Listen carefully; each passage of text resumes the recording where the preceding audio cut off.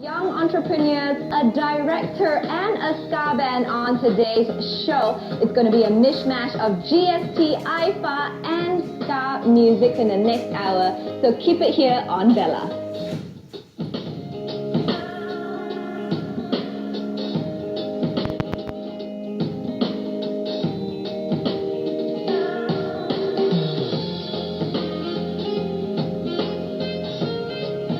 Very good morning. Hello everyone. I'm Belinda Chi and you're with me today for Bella Unwind. Like I said earlier, it's going to be a mishmash of GST, film and music on the show for you to unwind to this Thursday morning. Now yesterday was the 1st of April and of course it was when GST was implemented throughout Malaysia, and we actually had a GST special yesterday. However, 1 hour was definitely not enough for us to learn and understand more about this brand new taxation system that our country is adopting. So today we are going to continue on our GST chat with some entrepreneurs to look at GST from a business perspective. So this is what we have for you today on this show.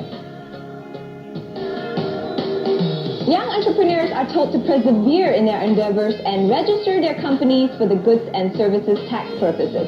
Find out how else entrepreneurs can get the benefit from registering and what they should know and understand about how GST affects a business. Also, we're going to have some representative from IFA, the ASEAN International Film Festival and Awards, here to share with us how you can bring ASEAN countries together through film. Plus, we have Gerhana Ska Cinta to tell us what all ska music is about. So if you're wondering what is ska music, well, you have to stay tuned to today's Bella Unwind because it's starting right now.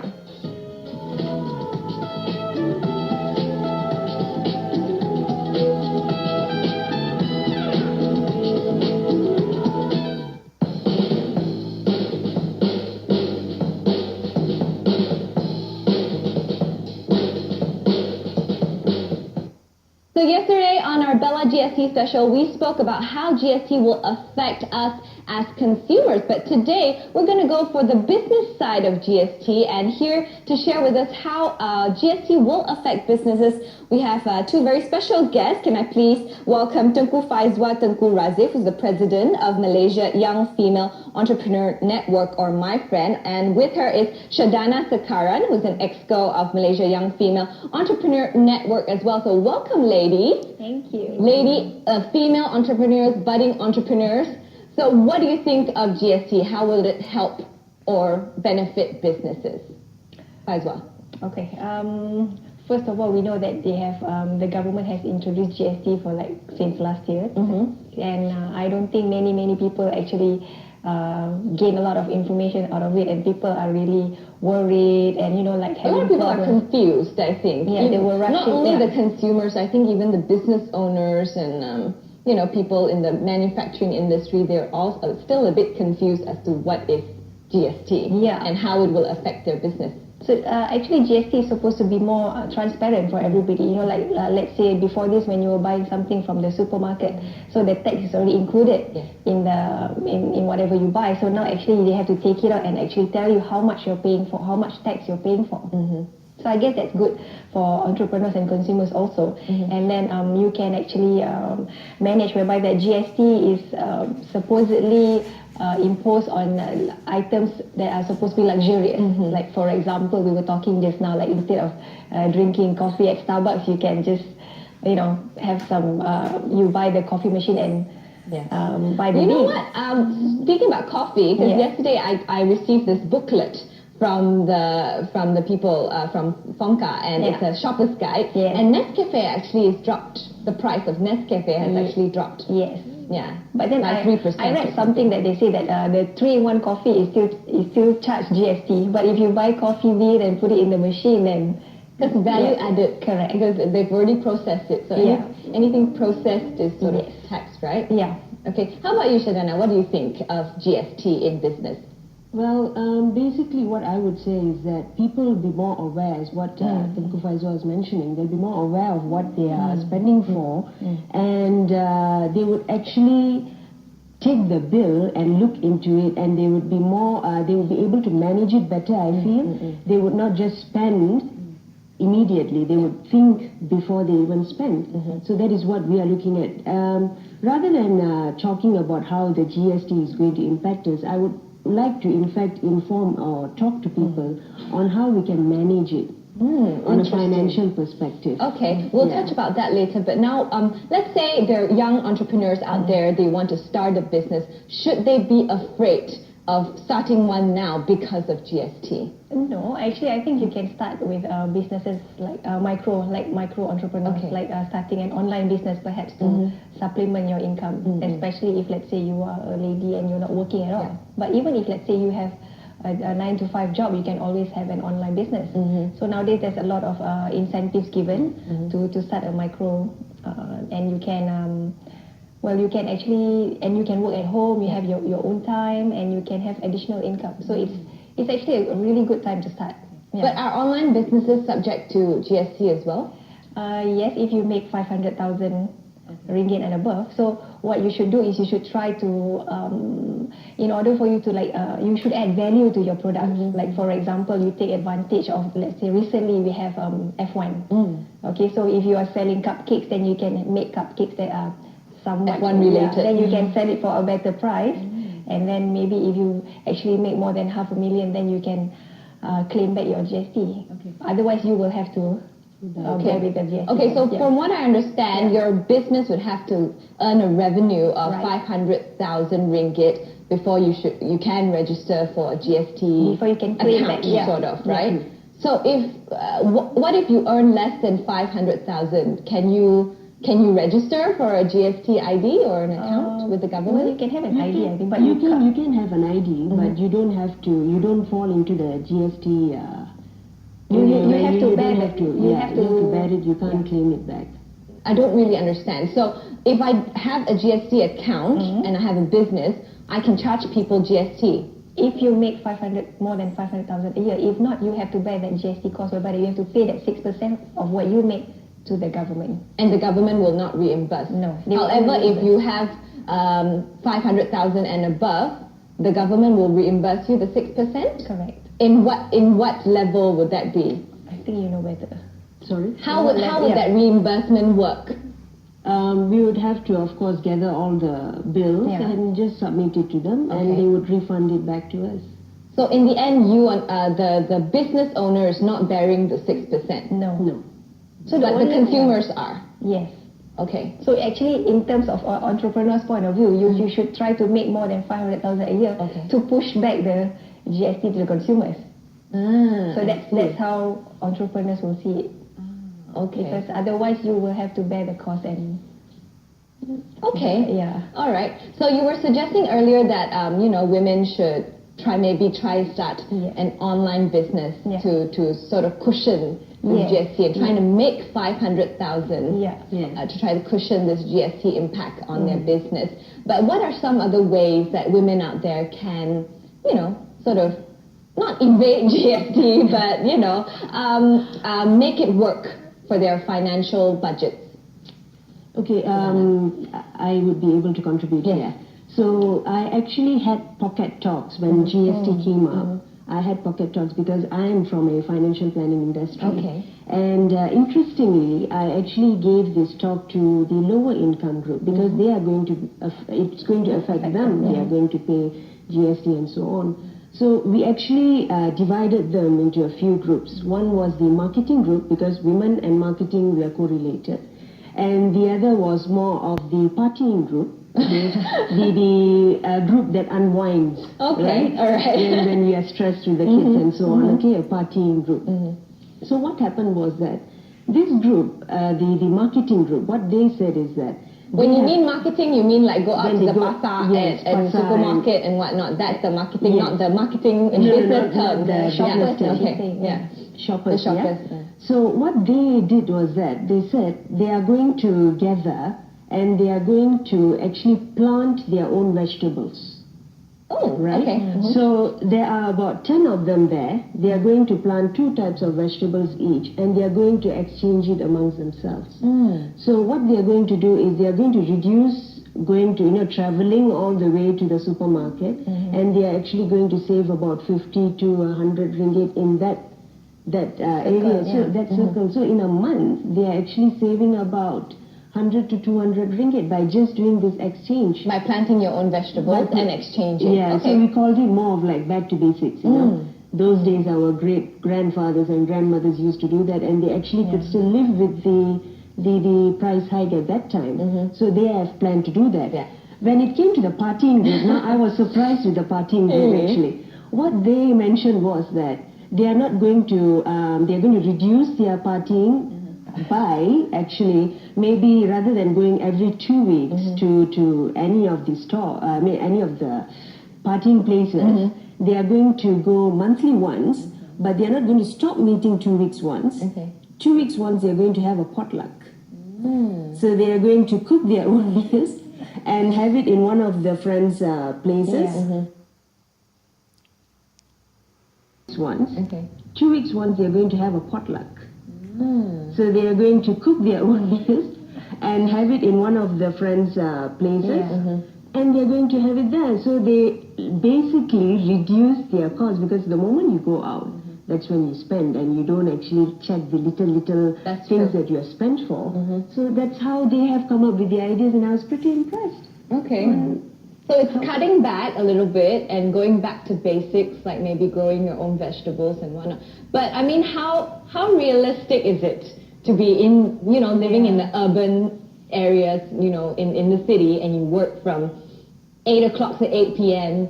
to be planting your own vegetables? When it comes to the urban city, now to plant the vegetables definitely it's a little difficult. But let's talk about, working adults, a typical family, Malaysian family, where they have got 2 working adults and say 2 to 3 children going to school, So now when they are going to work or when they are going to school, there is cost involved for lunch, right? The kids go to school and they pay about, they give pocket money up to 10 ringgit for all 3 children, up to 10 to 15 some families.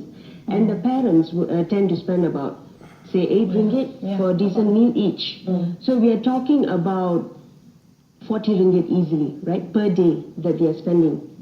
So what I would suggest is, rather than buying food outside, maybe you can alternate by packing your own sandwiches from home. It's going to only cost you 5 to 10 minutes of your time. So it's healthier. And basically, you are preparing your own meal. Like some parents told me, how can I deprive my children?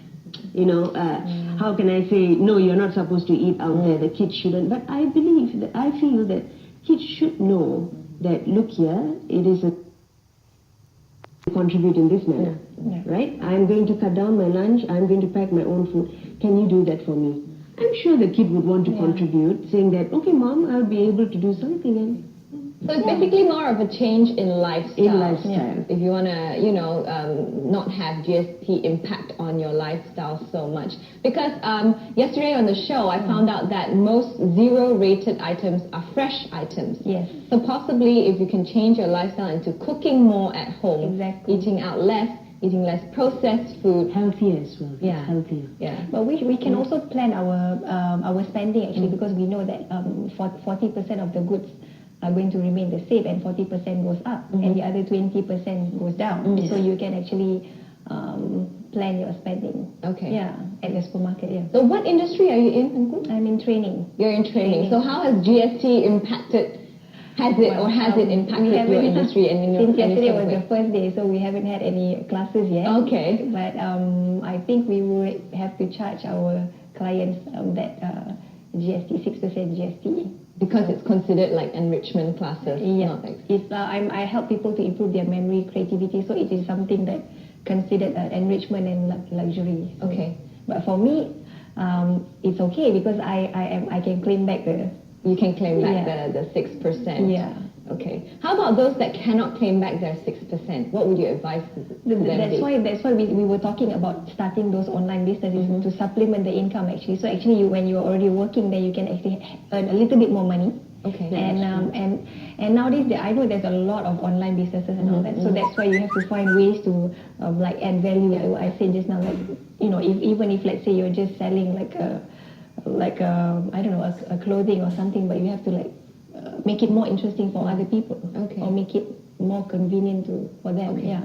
So one business, it doesn't necessarily need to be only selling one product. Correct. Right? You can have multiple products in your businesses. Yes. As long as it reach 500,000, then you can get the reimbursement. Well, register for the account and then get the reimbursement from the government. And we all know that I must say that in terms of entrepreneurship, like there are three things, there are three segments that actually make a lot of money, regardless of whether you have we're having like economy, bad economy or what. So it's always food. No matter what, people will need to eat, and then education, and for the ladies it's always beauty, and of course children. So parents will pay attention to children. I think you shouldn't pay attention to selling things for men, I think, because they are non-shoppers. Well, we all know that women are always the biggest consumers, so anything that targets women and children. So that's really true. Those are based on research statistics. Yeah. How about beauty? How will beauty impact, how is the beauty industry impacted by GST? Because yesterday I shared with our guests as well, like on Tuesday, on the 31st, I went in the morning to just get a regular hair wash. And then I was really shocked because Tuesday mornings normally is very quiet, It was full of people, ladies mostly, getting their hair cut or getting a color and whatnot just to beat the GST. But how can we cut down on looking beautiful? You see, it's interesting that you asked me this question. The other day, just about 2 days ago, I was talking to this friend of mine, and he smokes, right? So I asked him, when you started smoking, how much did a pack of cigarettes cost? And he said it was 1 ringgit or 2 ringgit something. Really? Yeah, 1 to 2 ringgit something. This must be an old friend. How long has he? I think it was about 15 years ago. Okay. Yeah, okay, 15 years ago. 2 ringgit, and then it came up to 5, and now apparently with GST is 16. So I asked him, it has increased by, I don't know, few tenfolds maybe. Yeah, in fact, if you look at it, it's more than that. And I asked him, how come you are still smoking and doesn't the price affect you? I find my way. That was his answer. So would GST actually stop you, make you quit smoking? He was like, no, I can't. I need it. If not, I can't seem to concentrate and so on. So basically, people tend to find their way, like what Tengku just mentioned. You have to find means to increase your income online and so on, and just go with the flow and manage it. And the other day I attended an SME talk by Dato Hafsa, and Dato mentioned that by 2030, most of the businesses will be online. Most of them would start ordering their stuff online. So I believe it's the right time. It's true. I mean, people are buying groceries online now. Exactly. Even Tesco is delivering. Yeah, that's right. So I think it's time to be a bit more innovative on how you do business. And I think it saves time, and then it saves petrol. Even our petrol price has increased. True. Yeah. And parking's a lot cheap. Yeah. Actually, you can. You know how online businesses sometimes they charge in US dollars. So if you are able to add value to your product, you can actually charge in US dollars. And you won't get taxed. Yeah, and you won't. And you can take advantage of the poor economy in our country. Because it doesn't involve you anymore. So you actually stop worrying about our current economy and just trade in US dollars. So that's actually one of the best things about online business. Okay, interesting. Online, so and there's no boundary actually with ASEAN coming in and business being global. You can actually do business from global business from your home. And look at it this way. I mean, we are Malaysians. I'm sure a Malaysian from America would like to have some Malaysian items. Exactly. So you know how they like our traditional items, but a little bit. Yeah. Okay, well, you know how there's this mindset that, you can only start business if you have a lot of money. Is that true? That's not true, actually. No. Well, generally people want to do business because they do not have money, right? Yeah. That's the reason. But to why start you a business, you Yeah. still need some sort of a startup, and Yeah. that might require a little bit of money. True, but that was if you were to see 5 years ago, I would say yes, because you would need your building, you need to pay rental income, your staff, and so on and so forth. So there is a cost before you could even start your business. But now, if everything is online, you can actually keep the stock in your home. And the costs involved would be, of course, the stock that you need to purchase, or if you're making it on your own, and maybe what you call logistics, delivery fees, and so on. So it is much more easier and cheaper to. I mean, you already have your computer at home. Yes. All you need is the internet. So it's like you can snap your own pictures, put it in there, and you're good to go. I mean, even the logistic cost is actually backed by the purchaser, right? Okay. So last words to the women out there who maybe want to, do something to help cushion this GST and help their family would be online business. Right. Okay. Start your online business and then add value to it and charge in US dollars. How about you, Shadhana? What's your last words to all the viewers out there? I would say the same thing. Go online, make use of the opportunity, and Facebook is also free. Right. Make use of that opportunity, Twitter and so on. And do not miss out on the little expenses that you're making. What do you mean by that? Basically, like what I mentioned about the food just now. By packing food from home 3 times a day, you actually save 120 ringgit. In a month, you are saving about 480 ringgit. So the little things that you spend for, actually when you calculate it, it's quite a bit. So I would always say, and Warren Buffett also says that. Okay. Do not miss out on the little things. All right. Thank you very much, ladies, for those tips. And we hope your businesses will continue on prospering, even with GST. And thank you so much for those advice for all the ladies out there who want to make a little bit more money to help cushion their family from GST as well. Thank you so much for being on the show. We're going to go for a quick break, but coming back, it's